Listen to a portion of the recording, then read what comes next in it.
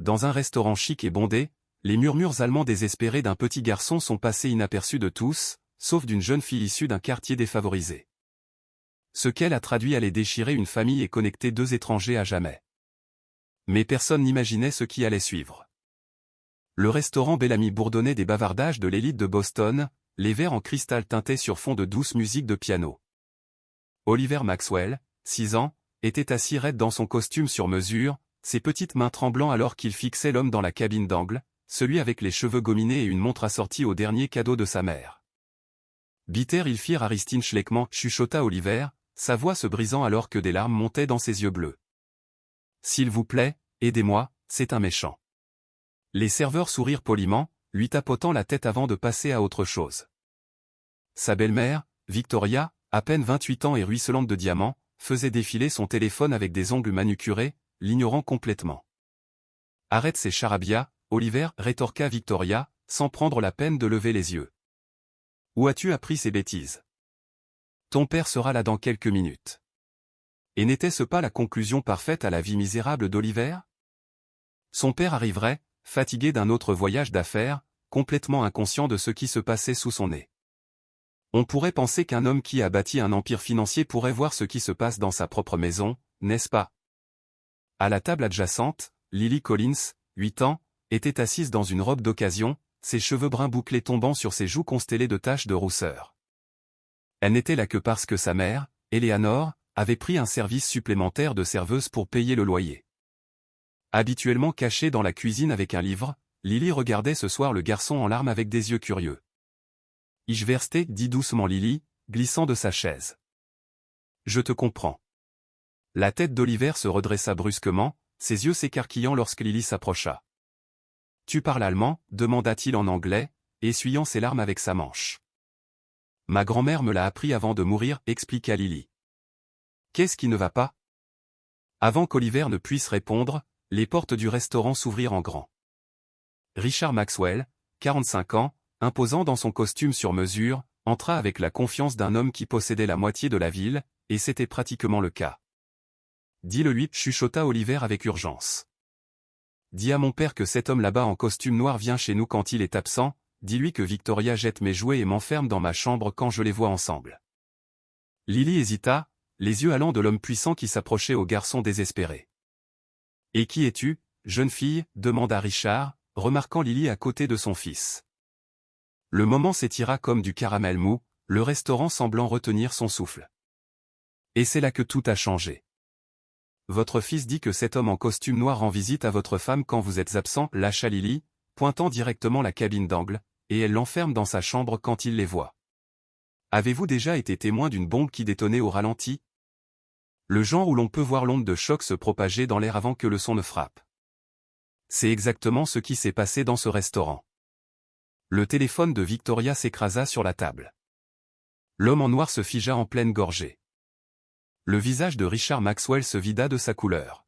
« Qu'est-ce que tu as dit ?» La voix de Richard était dangereusement calme. Et Oliver, pour la première fois depuis des mois, sourit. Quelqu'un croirait-il la parole de deux enfants contre des adultes?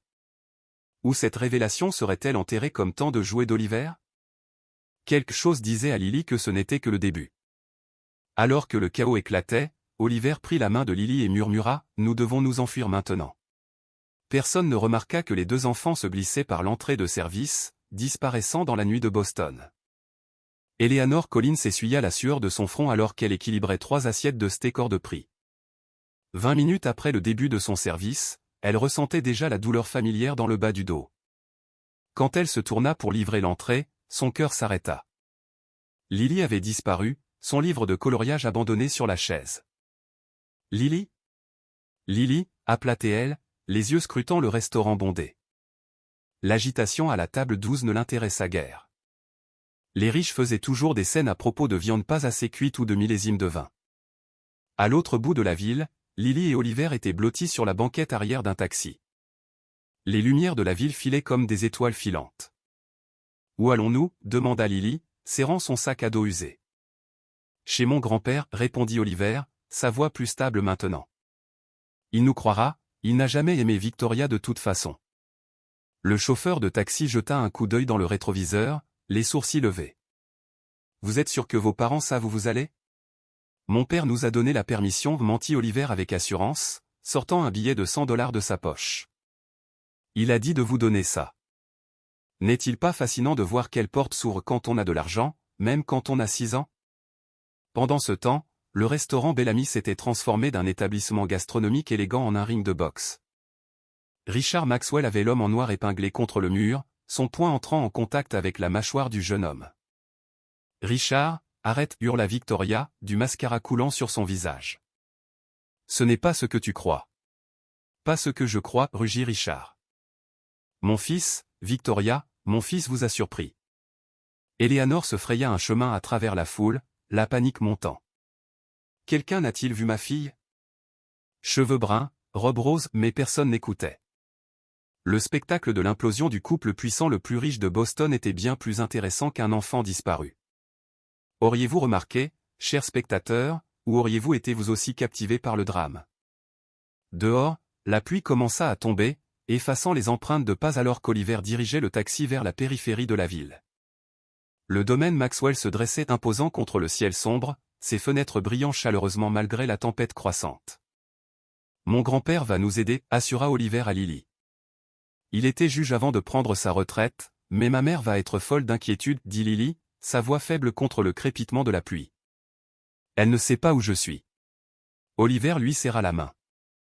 On va l'appeler, mais d'abord, on a besoin de quelqu'un qui puisse nous protéger tous les deux. Le taxi franchit les portes en fer forgé, le gravier crissant sous les pneus alors qu'ils approchaient d'un manoir colonial qui faisait ressembler tout l'immeuble de Lily à une maison de poupée. « Ton grand-père va-t-il nous croire » demanda Lily. « Il le doit, dit Oliver, son visage soudainement plus vieux que son âge. Parce que j'ai des preuves. » De sa poche, il sortit un petit appareil argenté, un enregistreur vocal déguisé en voiture jouet. Victoria pensait l'avoir jeté, dit-il avec un sourire qui n'atteignait pas ses yeux. Mais je l'ai échangé avec un cassé, j'enregistre tout depuis des semaines.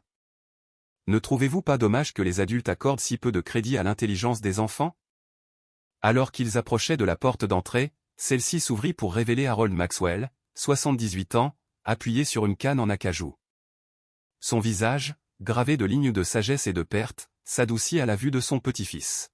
« Well, qu'est-ce que c'est que ça? »« Grand-père, j'ai besoin de ton aide » interrompit Oliver, tirant Lily vers l'avant. « Voici mon amie Lily, c'est la seule qui m'ait compris. » Les yeux de Harold, vifs malgré son âge, examinèrent le couple improbable, son petit-fils en vêtements de marque et la fille dans sa robe élimée. « Eh bien, alors, dit-il, se mettant de côté, vous feriez mieux d'entrer et de tout me raconter. » Aucun des deux enfants ne remarqua la berline noire qui franchissait les portes derrière eux, ni la femme frénétique en uniforme de serveuse qui courait sous la pluie à quelques pâtés de maison de là, criant le nom de sa fille. Les pièces étaient en place et la partie ne faisait que commencer. Eleanor Collins n'avait jamais mis les pieds dans un poste de police auparavant. En tant que mère célibataire qui cumulait 3 emplois, elle évitait les autorités autant que possible. Trop de ses amis avaient été expulsés pour des infractions mineures. Mais maintenant, avec Lily disparue, elle n'avait pas le choix. « Ma fille a disparu du restaurant Bellamy il y a 1 heure » expliqua-t-elle, les mains tremblant alors qu'elle montrait à l'officier une photo scolaire de Lily. Elle n'a que 8 ans. L'officier Jenkins tapa paresseusement, levant à peine les yeux. Des litiges concernant la garde de l'enfant avec le père? Il n'est pas dans le tableau, dit sèchement Eleanor. Répondit Jenkins, le scepticisme évident. Il y a eu une perturbation signalée dans ce restaurant ce soir, un riche a surpris sa femme en train de tromper. Peut-être que votre fille a eu peur et s'est égarée. Avez-vous déjà remarqué avec quelle rapidité certaines personnes rejettent les préoccupations de ceux qu'elles jugent inférieurs à elles? Elle ne s'égarerait pas, insista Eleanor. Quelqu'un a dû l'emmener.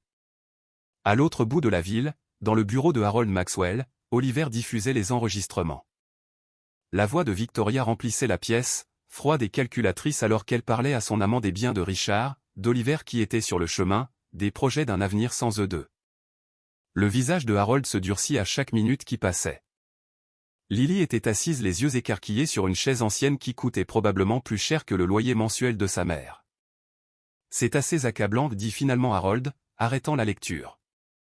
Mais Oliver, pourquoi n'es-tu pas venu me voir plus tôt? Elle a dit que personne ne me croirait, chuchota Oliver. Elle a dit que je ne suis qu'un enfant avec une imagination débordante. N'est-ce pas terrible la façon dont les adultes utilisent la crédibilité des enfants comme une arme contre eux? Harold s'agenouilla devant son petit-fils, ses articulations protestant. Je te croirai toujours, toujours. La sonnette retentit, résonnant dans les couloirs du manoir. La gouvernante de Harold apparut à la porte du bureau. Monsieur, il y a un problème à la porte d'entrée, M. Richard et la police. Les yeux de Harold se plissèrent. Emmenez les enfants dans le bureau arrière et restez avec eux. Alors que la gouvernante les escortait, Lily tira sur la manche d'Oliver. Je dois appeler ma mère, elle doit être tellement inquiète. Après, promit Oliver. Une fois que mon grand-père aura géré ça. Dans le hall d'entrée, Richard Maxwell se tenait avec 2 policiers en uniforme, Victoria planant en larmes derrière eux. Père, Richard hocha la tête avec raideur. Elle s'est enfuie du restaurant ce soir, nous avons des raisons de croire qu'il est ici avec une autre enfant. Est-ce le cas, confirma Harold, bloquant leur entrée. Et je viens d'entendre des enregistrements très troublants. Victoria s'avança, sa robe de créateur maintenant froissée, les yeux rouges mais calculateurs. Harold, Oliver invente des histoires, nous sommes inquiets pour sa santé mentale depuis un certain temps. Oh, le geste classique quand on essaie de discréditer le témoin, surtout facile quand le témoin est un enfant, n'est-ce pas?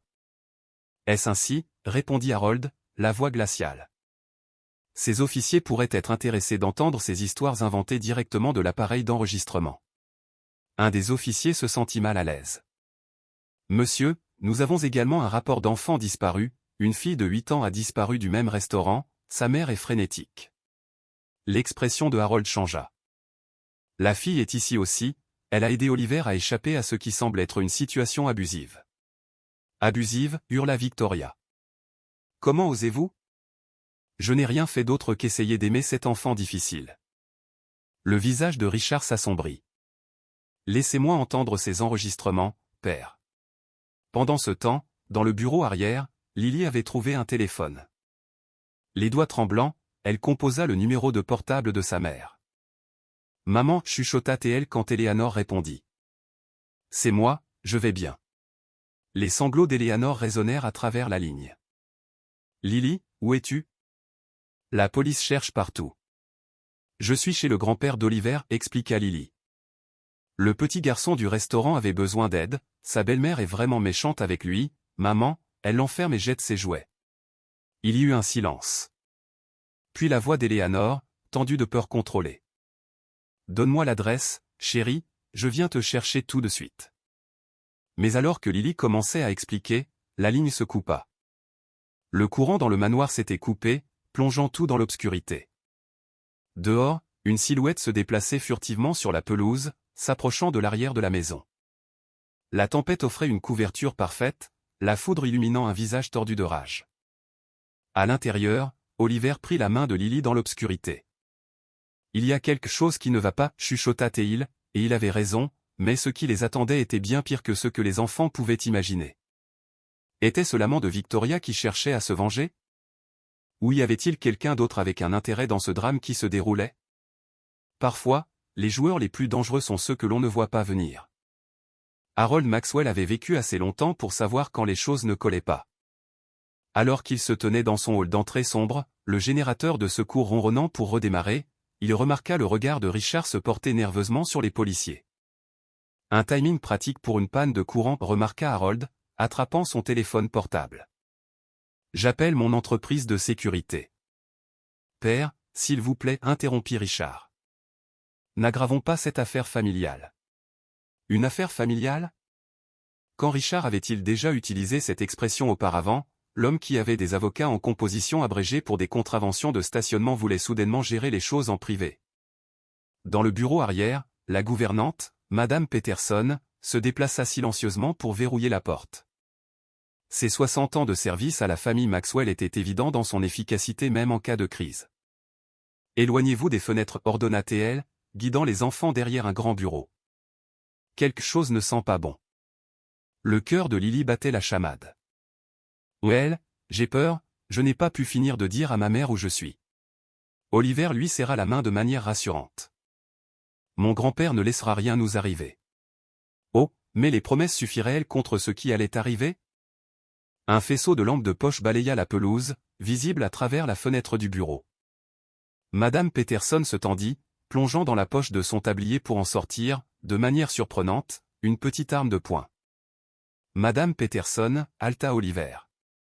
Vous avez une arme? Le visage de la vieille dame était sombre. Votre grand-père ne croit pas qu'il faut laisser les choses au hasard, enfant. Ne trouvez-vous pas intéressant la façon dont les personnes que nous sous-estimons ont souvent les capacités les plus surprenantes? Dans le hall d'entrée, le générateur avait restauré un éclairage minimal. Victoria tamponnait des larmes inexistantes tandis que les officiers devenaient de plus en plus mal à l'aise. M. Maxwell, dit l'officier supérieur, nous devons vérifier le bien-être des deux enfants et réunir la fille avec sa mère. Bien sûr, acquiesça Harold. Mais d'abord, je pense que vous devriez entendre ce que mon petit-fils a enregistré. Avant qu'il ne puisse continuer, la porte d'entrée s'ouvrit en grand. Eleanor Collins se tenait là, trempée et les yeux sauvages, un taxi tournant au ralenti derrière elle sur l'allée circulaire. « Où est ma fille » demanda-t-elle, l'eau de pluie s'accumulant à ses pieds sur le sol en marbre. Victoria s'avança immédiatement, se plaçant derrière les officiers. Ce doit être la mère de la petite voleuse qui a aidé Oliver à s'enfuir. Les yeux d'Eleanor brillèrent. « Voleuse ? Ma fille n'est pas une voleuse, votre fils l'a enlevée du restaurant. » Richard leva les mains d'un geste apaisant. Personne n'accuse personne de quoi que ce soit, calmons-nous tous, et un fracas provenant de l'arrière de la maison le coupa au milieu de sa phrase, le bruit de verre brisé suivi du cri d'un enfant. Le temps sembla se figer, puis s'accélérer. Harold se déplaçait déjà, étonnamment alerte pour son âge, les officiers de près derrière lui. Eleanor dépassa Victoria, son instinct maternel l'emportant sur toute préoccupation pour le protocole ou la bienséance. Ils trouvèrent la porte du bureau arrière verrouillée.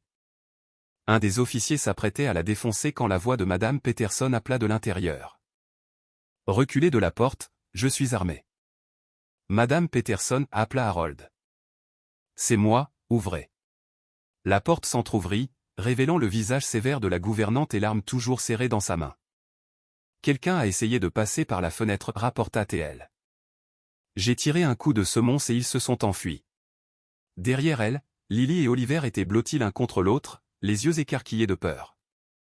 Au moment où Eleanor vit sa fille, elle repoussa tout le monde, serrant Lily dans ses bras. « Maman » sanglota Lily. « Je suis désolé, j'essayais d'aider Oliver. » Alors que la mère et la fille se retrouvaient, Harold se tourna vers les policiers. « Je veux que ma propriété soit fouillée immédiatement, quelqu'un a juste essayé d'entrer par effraction là où les enfants étaient cachés. » Richard et Victoria échangèrent un regard qui n'échappa pas à Harold. Quel secret était encore caché?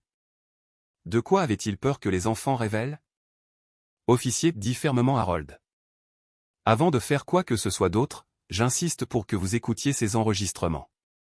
Il sortit la voiture jouée d'Oliver, la posant sur une table à proximité. D'un clic, la voix de Victoria remplit à nouveau la pièce, froide, calculatrice, discutant non seulement d'une liaison, mais de quelque chose de bien plus sinistre. Une fois que Richard aura signé le Nouveau Testament, dit sa voix enregistrée, nous n'aurons plus à nous soucier du garçon. Le fonds fiduciaire me reviendra en tant que tutrice si quelque chose de malheureux arrive. L'expression de l'officier changea, le professionnalisme se transformant en suspicion alors qu'il se tournait vers Victoria. C'est sorti de son contexte, protesta T.L. Vous ne pouvez pas croire ça. Papa, interrompit Oliver, sa petite voix stable. Il y a plus, montre-leur les bleus. La pièce se tut alors qu'Oliver remontait sa manche, révélant des marques en forme d'empreintes digitales sur son bras mince. Pensiez-vous que tout cela n'était qu'une question d'adultère?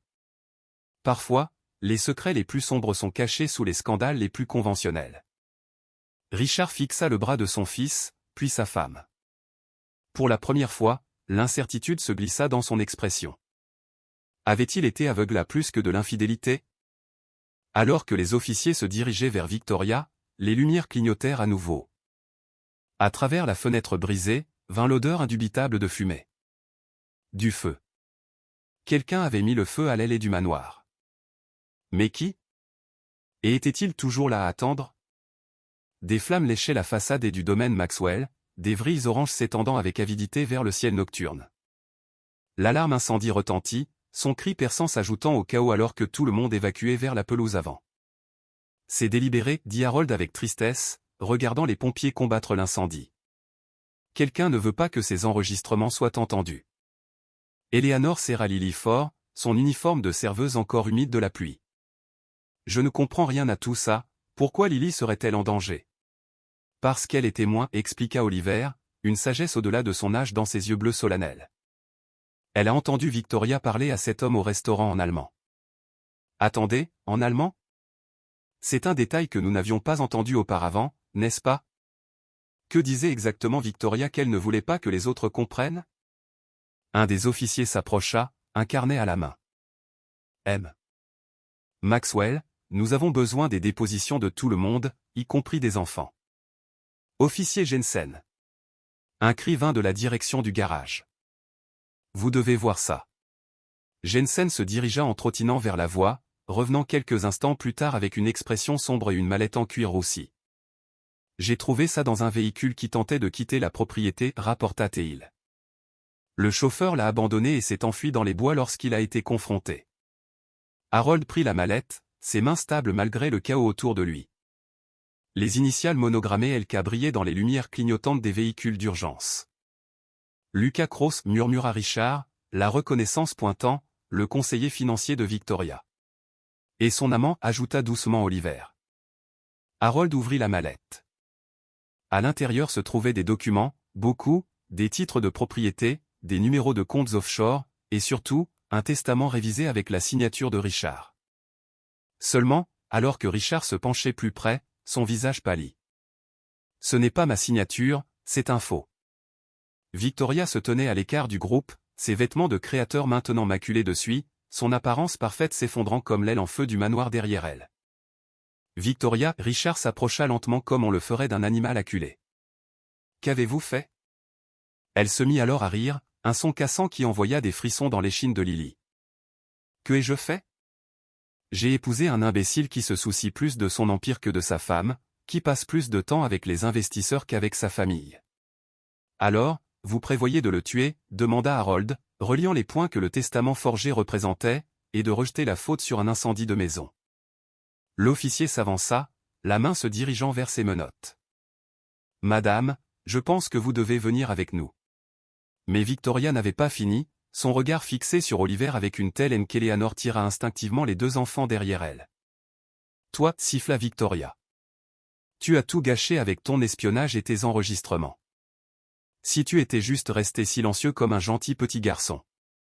Ça suffit, interrompit l'officier Jensen, plaçant des menottes au poignet de Victoria. Victoria Maxwell, vous êtes en état d'arrestation pour complot en vue de commettre un meurtre, maltraitance d'enfants et fraude. Alors qu'il la conduisait vers la voiture de police, le sang-froid de Victoria finit par s'effondrer. Vous faites une erreur, ce n'était pas mon idée, c'était Lucas, dit-il. Personne ne se douterait de rien. Le claquement de la porte de la voiture de police coupa ses protestations. Dans le calme soudain, rompu seulement par le bruit des pompiers au travail, Richard s'agenouilla devant son fils. Oliver, je suis tellement désolé, je n'avais aucune idée qu'elle te faisait du mal. La réponse d'Oliver fut déchirante dans sa simplicité. Tu n'étais jamais là pour voir, papa. Ne manquons-nous pas tout ce qui est juste devant nous parfois? Les choses les plus importantes cachées à la vue de tous. L'incendie est maîtrisé, rapporta un pompier s'approchant du groupe. Les dégâts sont limités à l'aile, il semble que le feu ait pris à plusieurs endroits, c'est certainement un incendie criminel. Harold hocha la tête avec tristesse. Je m'en doutais. Eleanor, qui était restée silencieuse tout au long de cet échange, parla finalement. Je dois ramener Lily à la maison maintenant, elle en a assez vu ce soir. Attendez, dit soudain Richard. Vous devriez tous les deux rester ici ce soir, c'est plus sûr et nous vous devons une dette énorme, votre fille a sauvé la vie de mon fils. Eleanor hésita. Des années de méfiance envers les riches en conflit avec des préoccupations pratiques. Je ne peux pas me permettre de manquer mon service du matin. Le rire de Richard fut creux. L'argent est le moindre de vos soucis maintenant, je suis propriétaire du restaurant Bellamy, Madame Collins, votre emploi est assuré et vous recevrez une augmentation substantielle. C'est Lily qui brisa la tension, son sens pratique de 8 ans coupant à travers le drame. Maman, leur maison est littéralement en feu, peut-être devrions-nous plutôt aller dans notre appartement. L'humour inattendu suscita un rire authentique de tout le monde, un moment de soulagement au milieu du chaos. Alors qu'ils discutaient des arrangements, personne ne remarqua la silhouette ombragée qu'il observait depuis les arbres, ni la façon dont sa main se serrait autour d'un objet dans sa poche. Lucas Cross n'avait pas fui très loin, et il n'avait pas encore fini. Ce que personne ne réalisa, c'est que la mallette avait été laissée derrière délibérément, une distraction de ce que Lucas portait encore avec lui, quelque chose de bien plus dommageable que des documents falsifiés. La vraie question est de savoir quel secret pourrait valoir la peine de commettre un incendie criminel et une tentative de meurtre pour les protéger? Et pourquoi Victoria parlait-elle allemand dans un restaurant de Boston? Parfois, chers spectateurs, les secrets les plus dangereux sont ceux qui sont enfouis le plus profondément dans le passé, et l'histoire de la famille Maxwell allait se défaire d'une manière que personne ne pouvait imaginer. L'aube se leva sur le domaine Maxwell, une lumière dorée illuminant les dégâts de l'incendie de la nuit précédente. Eleanor et Lily avaient fini par accepter l'offre de Richard de rester dans l'aile ouest, loin des restes carbonisés de l'Elay. Dans la cuisine, Lily était assise à un îlot plus grand que toutes leurs cuisinettes d'appartement, regardant Madame Peterson préparer le petit déjeuner pour le groupe improbable. « Comment as-tu appris l'allemand » demanda Oliver, glissant sur le tabouret à côté d'elle. « Ma grand-mère était de Munich » expliqua Lily, acceptant un verre de jus d'orange qui coûtait probablement plus cher que son déjeuner scolaire pendant une semaine. « Elle m'a élevé jusqu'à l'âge de 5 ans, pendant que maman faisait des doubles quarts de travail. » Oliver hocha la tête solennellement. « Ma vraie mère était allemande aussi, elle est morte quand j'avais 3 ans. » Eleanor et Richard entrèrent, tous deux épuisés, mais résolus après une nuit de déposition à la police et d'appels téléphoniques. Les autorités n'ont toujours pas localisé Lucas Cross, rapporta Richard, acceptant un café de Madame Peterson. Ils ont gelé ses comptes et émis une alerte. Et Victoria, demanda Harold, entrant avec l'aide de sa canne. Le visage de Richard se durcit. Refuse de coopérer, prétend qu'elle a été manipulée par Lucas, manipulée pour abuser d'un enfant. Eleanor ricana. Certaines excuses ne méritent pas d'être diffusées. Ne trouvez-vous pas fascinant la rapidité avec laquelle les gens se disent victimes lorsqu'ils sont pris dans leur propre toile de mensonges? J'ai mis en place une équipe de sécurité, annonça Harold. Tant que Cross n'est pas appréhendé, personne ne devrait être seul. Eleanor se sentit mal à l'aise. Nous apprécions votre inquiétude, mais Lily et moi devrions rentrer à la maison, nous avons déjà trop imposé. Ce n'est pas une imposition, insista Richard, c'est une protection. Si Cross croit que votre fille peut l'identifier ou témoigner de ce qu'elle a entendu en allemand. Qu'avez-vous entendu exactement? Harold interrompit, son instinct de juge pour les détails pertinents refaisant surface. Lily jeta un coup d'œil à Oliver avant de répondre. L'homme disait à Victoria que Die Documents sind fertig, les documents sont prêts, et quelque chose à propos de Alterenvicht, le vieil homme est méfiant. Les sourcils de Harold se levèrent. Le vieil homme, moi présumément. Il y a plus, continua Lily, sa mémoire parfaite surprenant tout le monde. Il disait, Deka Kindophil, l'enfant en sait trop. Puis Victoria a dit qu'il devrait s'en occuper après que le testament ait été modifié. S'en occuper? La voix de Richard se fit plus tendue. De mon fils? Oliver fixa son assiette. Je pense qu'ils allaient m'envoyer loin, j'ai entendu Victoria parler d'une école en Suisse. Richard et Harold échangèrent des regards. Les implications étaient claires. Une fois que le testament de Richard aurait été modifié et sa fortune assurée, Oliver serait commodément éloigné. Mais pourquoi aller aussi loin? S'interrogea Eleanor. Les accords de divorce pour les riches sont toujours substantiels, n'est-ce pas? L'expression de Harold s'assombrit. À moins qu'il n'y ait plus en jeu que de l'argent. Avant que quiconque ne puisse interroger cette déclaration énigmatique, le chef de la sécurité de Harold entra dans la cuisine. Monsieur, il y a eu une violation à la guérite, le gardien a été assommé et les caméras de sécurité ont été désactivées. En un instant, l'atmosphère changea.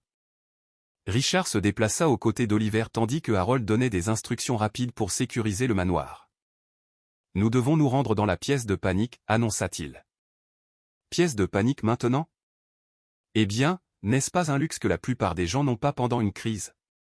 Alors qu'il se précipitait dans les couloirs du manoir, Eleanor garda Lily près d'elle, son instinct maternel en alerte maximale. Les enfants, sentant la gravité de la situation, restèrent silencieux. La pièce de panique était cachée derrière une bibliothèque dans le bureau de Harold, une chambre renforcée avec des moniteurs de surveillance, du matériel de communication et des provisions.